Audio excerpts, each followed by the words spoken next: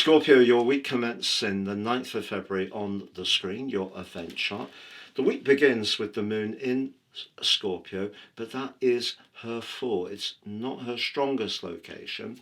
And because she squares off with your traditional ruler Mars and then the Sun later on in the day, the quarter moon providing a backdrop for the whole week, and because your two rulers, Mars and Pluto, have been building up a lot of intensity around where you live, who you live with and how, or perhaps frustration around your physical home if it's not quite how you want it.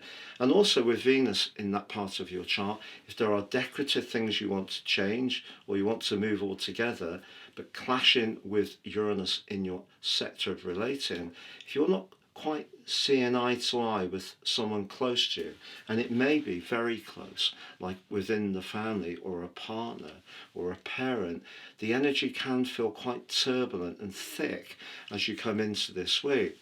But we do have Venus moving into Pisces on Tuesday. And to be honest, Venus in the 5th house is one of the most delicious transits she goes through.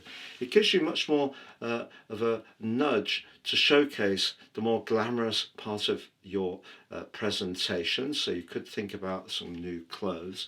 And also Mercury in the 5th house can be much more playful and mischievous.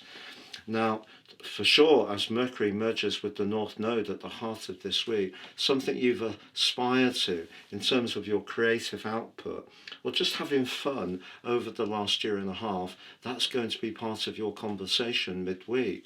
But the week ends with Saturn returning into the part of your chart to do with everyday routines, structures, and to do with your vitality. So right through to 2028, April, those are going to be areas that you probably will have to work at. The great news is that Saturn leaves the 5th house.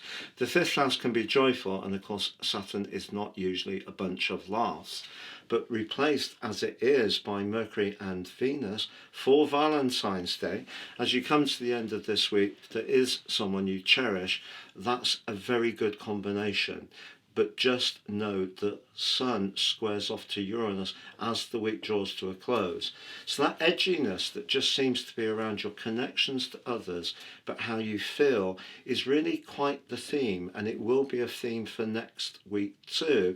And because we have an upcoming solar eclipse which clashes with Uranus, over the next 6 months, if you really feel unsettled with where you're living or who you're living with, it is going to be something you're going to need to grapple with in a very front-on way. Please join me at my new website at patrickarundel.com. We've got so much deep content to share with you. I do feel that some of the big astrology portals are rather generic.